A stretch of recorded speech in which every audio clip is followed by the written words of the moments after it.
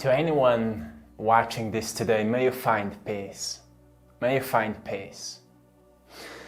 We're in the other half of December, and some time ago I was talking with someone who said, I just can't wait this time is over. Because people make out of the holy days, they create crazy days. And the word holy truly means divine, pure, something that could be coherent, that could connect us all, but people go crazy buying gifts and everything that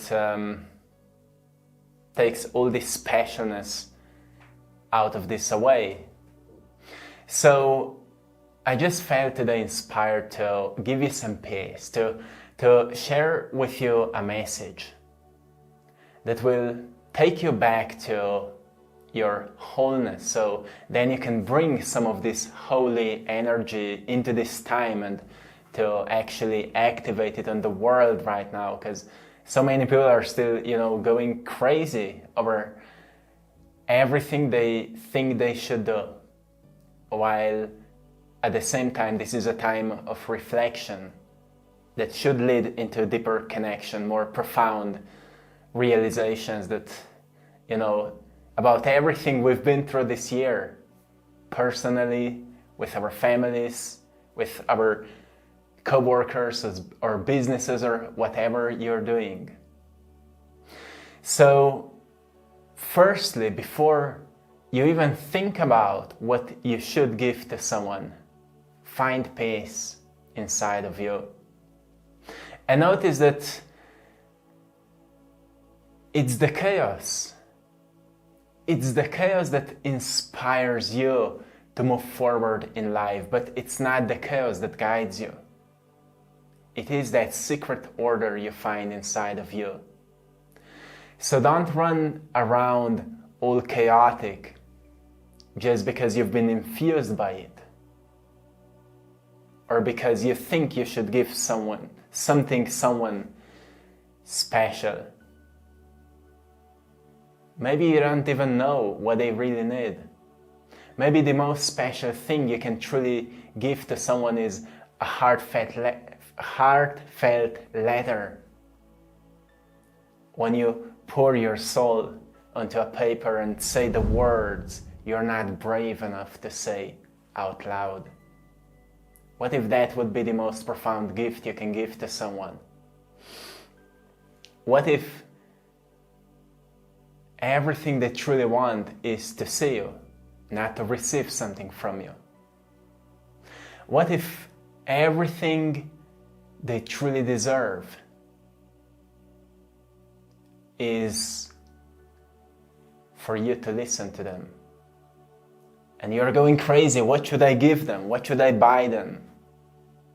Just think about these things, because you see, we are living in a time of consumerism, where everything became available to all of us.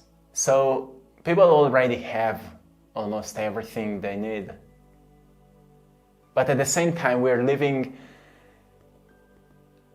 in a time of extreme depression, extreme loneliness. People are more lonely than ever, while we're supposed to be more connected than ever.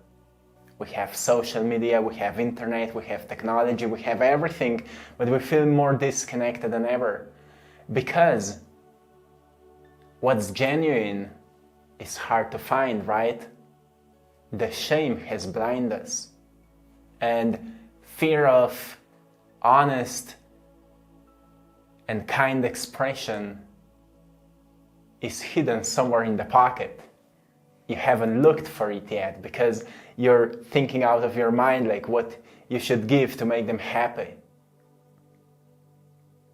Well, the best thing I've ever received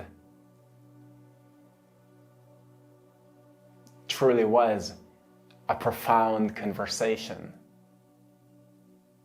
a sense of support, a sense of being seen, of being appreciated in a relationship.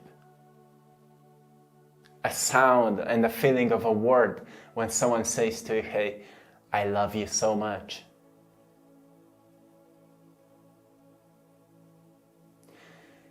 People think it's common, like this is a common sense what I'm saying too, but it's not common.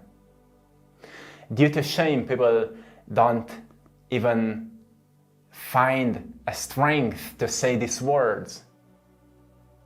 People don't find courage to actually show up without a gift because they haven't realized yet that they are the gift. Just a few days ago, I was meeting my mother and we had this 6-hour conversation, and that was a gift for me. Like when I was a little, I didn't have a beautiful relationship with her. So now when we're building this incredible relationship, think about sitting somewhere and, losing a sense of time, 6 hours of conversation. This was the greatest gift for me. Like I don't need anything else. And she shared with me a very special story that's related to forgiveness, to letting go, to emotional healing. When my grandfather was passing away, she was taking care of him. And in my family, from my mother's side, it was really not common to hug each other, to touch each other, to show a genuine care and compassion to one another. It was not really common, so we were not touching much, we were not hugging at all. So when my grandfather was slowly losing his vitality, he started noticing, oh, I'm leaving this place. He became aware of his mortality. He changed, something changed inside of him, but he had no idea how to express it. So his powers were slowly leaving him until at some point he was not able to take care of himself. So my mother noticed, oh, I will need to take care of him. I will need to help him to go into a bathroom, to cleanse him. And one day they were both visiting a doctor, and doctor said to my mother that, well, he has not much life in front of him. He looks like he will die tomorrow. And my mother was like, and she touched his hand for the first time since her childhood. Can you think about it? She touched his hand for the first time since her childhood. And you know what she felt? She felt a warmth feeling. And she said, with this warm hand, he has most probably more than just one day. He has more than one day. And that's when he started getting better. My grandfather started feeling better. He started feeling stronger. And something hit my mother that day. She said, no, he will not leave this place until I feel completely okay touching him, taking care of him. When I will be completely free with this, this genuine care, like I can touch him, I can hug him, I can, take care of him.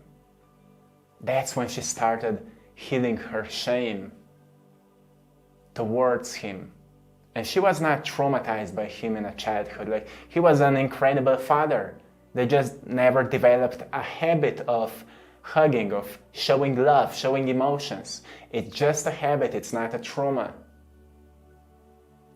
So they developed a sense of shame that blinded them from true, genuine love. That's why I'm sharing this with you, because something incredible happened during this time. My grandfather passed away on my 30th birthday this year. It was a very interesting day. So my mother got this realization. He will actually pass. He will leave this place when I will feel completely okay taking care of him. So then they both had this process when she started taking care of him more and more, and he started thanking her for everything from their lives. Like, he started releasing everything through gratitude onto her. And she started releasing all the tension, all the stagnation every time she heard from him, thank you. Not a gift, not cooking. She was cooking for him, not, cleaning his place or anything. Just the word thank you. Just the word thank you was everything she needed to hear. And she started releasing everything. Until at some point she felt so free that it became completely natural for her taking care of him. And one day he was sitting on a sofa waiting her to come home. When she came home, go and check him out, he said, "Oh, you're here." And he fallen into sleep. And he never woke up. This is the power that we've all suppressed. We've all suppressed. And I know that because I'm coming from this kind of family and I'm emotional right now. I have goosebumps.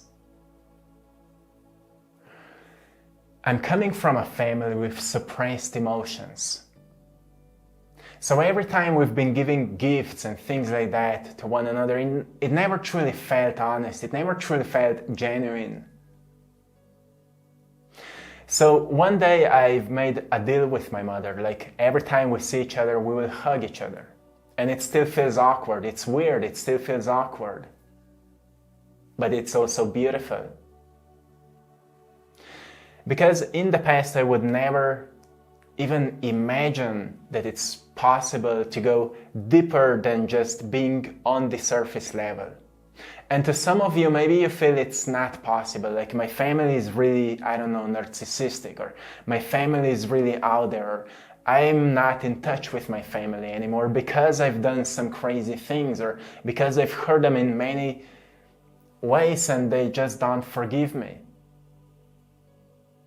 Maybe the time is not right yet, but never lose hope for it, or never lose this sense that you can do something about it.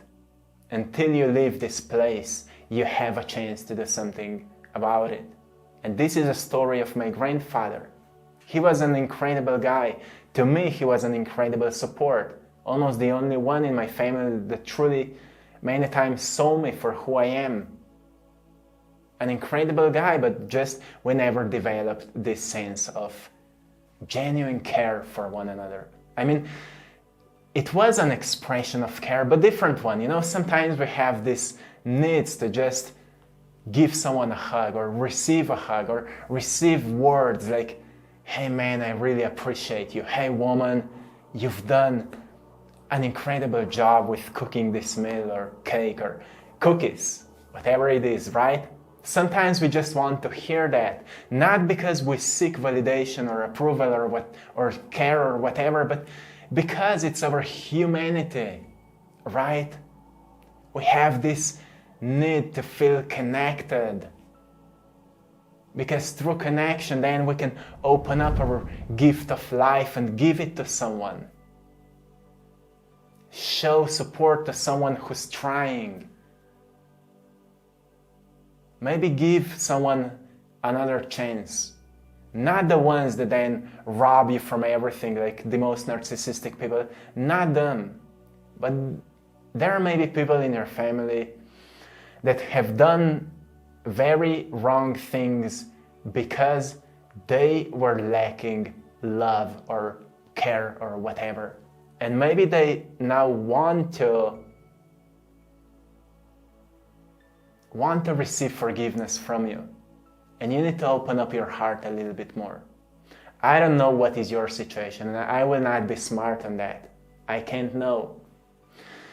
But you will need to dig into your heart to find out what is right. Because sometimes your ego will hold you back. So you would stay stagnant in that relationship only so you would be right, because you're protecting your own hurts. And maybe your own hurts require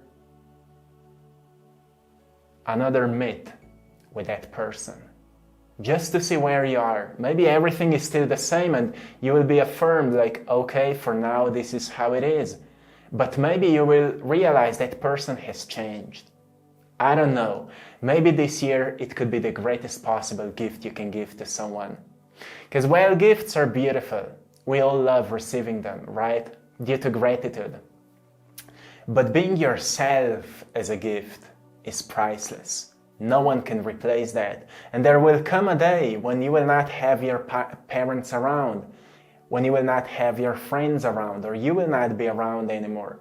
And they will be like, oh, I wish I would say this to him or her. I wish I would do or give this to him or her. Now you have a chance. So use these holy days to purify yourself and do some work.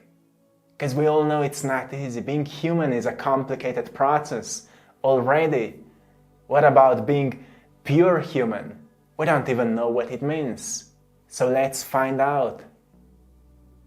How you find purity in chaos? Well, you need to look for it. You need to dig into the chaos and recognize what's pure there, right? And you need to keep returning into the chaos. Keep digging into the cave. Because maybe the cave you're afraid to enter holds the treasure you seek, right?